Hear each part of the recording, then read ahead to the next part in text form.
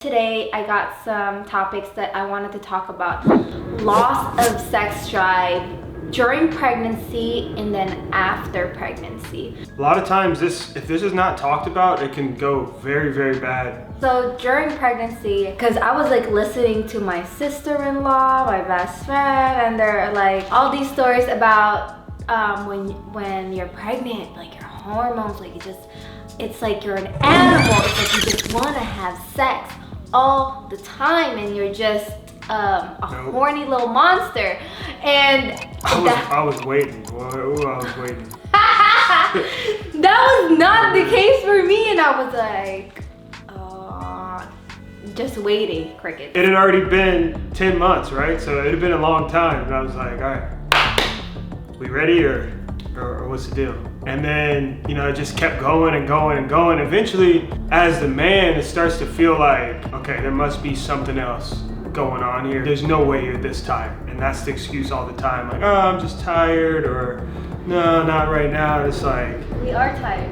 But it's every single day, like I'll bring you a coffee. Let's get this in. Like your boy is, you know what I mean? Thirsty. Also, yeah, y'all hyped it up about during the pregnancy, because I heard that too, about how horny y'all get. And so I mean, I think that plays into it too though, because if you have that type of build up and anticipation. I had the expectation too. I was like, ooh, can't but wait. it was you though, right? Like you got to feel like, I don't really want to. Me on the other hand, I was feeling like, oh, okay, so she's about to be. Because it wasn't just those people that you heard it from. Like I heard it from teammates in the locker room. I heard it from multiple different people that it's like, pregnancy sex is the best sex. It's this, it's that, it's this. So then when we found out we were pregnant, I was like, okay. Yeah. And then you just sit there and you wait, and then it's like, hey, we still like each other, or what do we? I just want to talk about what I was feeling during that time and what it was like. Okay, let me just rewind. So when I got pregnant with Lil, I had this thing that I was just producing so much saliva that I was. Sounds fire also though, right? Because she kept saying that and I was like, let's go. Like, what's the deal? Like my mouth was just producing so much saliva and I had to carry a cup around the house and I'm just like spitting in the cup and my mouth just tasted like just a weird taste. And then something about him, I didn't just wanted it to be kissed. I didn't want to be touched. Something about his smell I could not handle. And when she said that, I was switching up soaps, cologne, I was switching up deodorants. It was like, yo, like how are we gonna get back there? Yeah, I just did not feel like it, and that's when the identity shift started. And I was looking at myself, it's like, why? What's happening with me? What's wrong with me? And I haven't done my research then, and I have felt so lost. I felt somewhat depressed during that time, that loss of identity, and I felt like my partner, my husband, was unhappy and I couldn't do anything about it. Just the thought of doing it makes me feel disgusted within myself, and I could not figure out why. It was just eating me alive, and it was making me feel sad because it caused a really big rift between me and him. I couldn't imagine being in his position because I literally did not want to kiss him. I did not even hugs and stuff. It felt like I didn't like him. If that was vice versa, I would have been crying. I would have been like, oh my God, he's fucking cheating on me. He doesn't love me anymore. He doesn't even want to kiss me or love me. Imagine that. But then the thing is, I didn't know what was going on with me. I was like, what the heck? What's going on? I am not like this. Listen, your girl, okay? I am not like that. And it was just a big identity shift. So I get it. I get what you were going through, but I was going through something internally. Sure. I'm just saying, not just us, but other people out there that are going through the same thing. It's always going to come back to this, but there's no communication. For the man, if this type of stuff is not talked about or looked into, researched, whatever, as the man in that period of time, like, now you're talking about men stepping outside the household, not saying it's an excuse for it, but oh, that irks me. It sucks and it's bad to say, but at the same time, as the man, if you don't know what's going on and all you get when you ask is nothing, like I'm just this, I'm just that, those same type of thoughts go through our head too. And then it's not like, oh, you know, she's necessarily stepping out at this time, but at the same time, it's like, okay, we're not connected anymore. She doesn't like me anymore. So then, you know, over time, those feelings start to build up. Yeah. And then, you know, dudes aren't pregnant. So our hormones are still exactly where they were before. So if that same guy is still feeling those same, you know, levels of horniness or whatever it is, and he's not getting it from this place, and it's not being talked about, there's nothing to be understood for that guy. So depending on his emotional intelligence or how he views the situation, you know, certain guys, that does lead them outside the household. But that's just messed up for a guy to do that because 100%, like, I agree. Like, you know, communication is key. Like, why doesn't the guy communicate that? But when that was happening between me and him, we had to have we literally sat down together. I was on it because he was like, yo, what's going on? Like, what's going on? And I was like, I remember I was like crying because I was like, I don't know what was going on. I just don't want to do it. It's just, I don't got it in me. Yeah, I mean, I'm sure it's like strange for you guys. Like, I know it's got to be like, you got this baby growing inside you. Everything's different. You're smelling things from a mile away. You're tired. Your feet hurt. You're gaining weight. You just, like, everything is confusing. But it also you guys have to know, for the guy, like, that same confusion's going on, but outside of us. Like, we still feel like us, but we see the person that, you know, we fell in love with that is changing, but also treating us differently at the same time. And if it's not, you know, if we're not all on the same page here, then it's very hard for the man to navigate that. You know what I'm saying? Yeah. And you know what? Like, it's not like he was making me feel like I was big and like huge. He makes me feel so beautiful and so sexy. But listen, I was not feeling it. I was not feeling myself. I just I'm telling you, I don't know. I still couldn't explain the feeling I was feeling when I was pregnant. If I'm gonna put it to one word, I felt gross. I never for 1 second thought she looked like, gross. But what felt gross? Because I don't your know, belly was getting big? No, it's not even physically. I don't know, I just didn't want to do it. I can't put it to words. Well, after I gave birth, listen, I'm just gonna be... Still a long time. Listen, not even. We tried after 6 weeks. Listen, I'm just gonna be real and raw with you guys. After I gave birth, I got stitches and it was very painful. The recovery was very painful. I couldn't walk properly. It just hurts and I was scared to poop. I was scared to poop for the longest time. I was holding my poop, I don't even know, maybe like days. And I was just scared, and by the time that I needed to go poop, I was on the toilet. I was crying because I was so scared that my stitches was gonna rip. And I was just so scared. And like, how do you expect a woman to have sex if their vagina hurts? I wasn't expecting anything. Right. But like, I feel like... I understood that there needed to be a healing process, but even after you were all healed up, like even beyond the 6 week mark, yeah, well, it was like lights off. Yeah. You're wearing, you know, my sweatshirts to bed.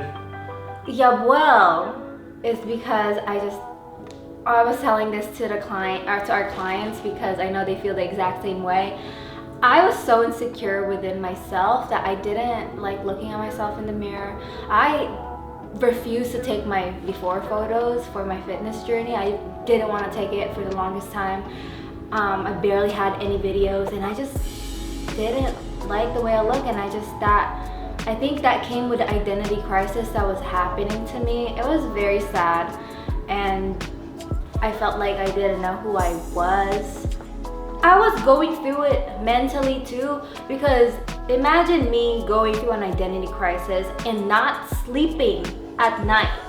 I was waking up every 2 hours trying to feed my baby, and it was not good. And I just see him on the bed just sleeping, like just can't be bothered, and I'm just here every 2 hours trying to like breastfeed my baby, and it was a lot. I felt so stressed because I thought that I was not being a good mom because my boobs was just not producing enough milk.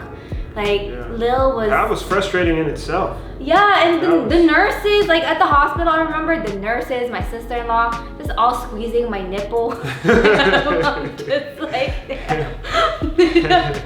for 2 drops of milk. Yeah, they had to like syringe the colostrum, but it was a lot of things that happens to a woman that plays a big part on how we feel on a daily, and it's rough. And the thing is that if we don't communicate that to our partner, to our family, whatever was going on, we're gonna come off like just tired and irritated and just not in the mood. We're just gonna come off as that because we're not telling them what we're feeling. But when it comes to like sleeping and things like that, like in the beginning we were trying to go exclusively breastfed. So what reason do I have to wake up? Like, I heard the baby cry and I just rolled my ass over and you do what you gotta do. Like that has nothing to do with me unless you would have asked me to do something. Yeah. And also back then he would offer to help me, like to help with Lil, and so he would offer to help with Lil so I could take a nap, and I don't know why I refused. She would not take a nap. So you wouldn't take a nap, you wouldn't wake up, or you wouldn't stay asleep when he was supposed to be asleep, because I was already waking up at 5 a.m. And then all of a sudden she wanted to start waking up at 5 a.m. And then, but the baby was still asleep, and I was like, no, go to bed, you sleep until the baby wakes up. She wouldn't do it. So she was up, tired with me after having already been worn out through the night. Then when he would go down to take a nap, she refused to take a nap. So it was like... Because I'm like, I could be doing so much things when he's taking a nap. I could clean the house, I could cook, I could do the laundry. Why? Why do you need to do any of that stuff if you're tired? Like, I think that's what go through, and it's really tough, and sometimes you gotta have set boundaries for yourself. I just wanna, if you're a new mom and you're struggling with this, one tip you can learn from my mistakes is that when the baby is napping, you take a nap. I heard this from so many women, okay? So moms. hard-headed. So many moms, and I was like, nah. And that's when it really like came down on me. Like my depression was so bad because I was getting like 2 hours of sleep. And I just remember sitting on the couch. There would be times where I would be sitting on the couch and just like holding my baby, just like looking in, because I was dead tired. And falling and asleep, it's which is scary, also and it's very so dangerous. So as someone who was a bystander, like watching this happen, and I've told you so many times, just go take a nap. What else am I supposed to do to help in that situation? Take the baby. And you won't. I did take him several times, but you refused to take a nap. I would take him expecting you to come back. I would take him out. I remember I would put him on my chest and go walk. Yeah. And I'd come back in the house expecting you to be asleep taking a nap, and she's in here folding clothes, washing dishes. It's like, yo, like, I could not sleep, okay? You didn't even try to sleep. It was hard. No, you never even tried to sleep, bruh. Every time, I know a couple times I walked out and purposely came back earlier to see if you were like, and you didn't. Well, learn from my mistakes. I was very hard-headed, but it cost me my mental space. Like, I was miserable. I'm gonna be real honest with you. I was so miserable. It was so sad. I was not leaving the house too. Like, I was always just in the house, and I remember COVID had just started. Yeah, too. and I remember our apartment was just always dark and gloomy, and that's like what I felt inside. I felt like absolute shit. I think our pregnancy too it was just a really weird time. Yeah. Because 3 months after we gave birth, COVID and the whole lockdown and all that stuff started, so it became like a really, really weird time. Even walking outside. Yeah, it was strange. very eerie. Yeah, it was a very eerie time. But I think as a mom that went through that, definitely, I have clients that tells me, well, I could do so many things and I was like, listen, please don't make the same mistake as I did, because especially in that first, like, it's like 3 to 6 months. Yes, so the first newborn to 6 months, actually 6 months, they go through a sleep regression. We have a couple mamas that their babies are going through sleep regression. So when they are taking a nap during the afternoon, take a nap. Very, very, very important for everything, for your health, for your mental health, for your emotional health, for your partner, for your baby. Yeah, they told me, it was like, yeah, sleep when the babies sleep. And I was like, oh, why would I do that? It's just when everyone here. But yeah, I was like, yeah. I was like, yeah, I'm definitely gonna do. No, listen, there were so many messages like, yeah, sleep when the baby is sleeping. And I'd be like, yeah, I'll try. But it was really hard for me. Listen, we are not alone. Honestly, when I started posting this on social media, I was like, oh my God, like during that time when I was going through this, I felt crazy. But then seeing a lot of you guys saying that, oh my God, this is happening to me right now, it just doesn't make me feel crazy, and it makes me feel like what I was going through at that time.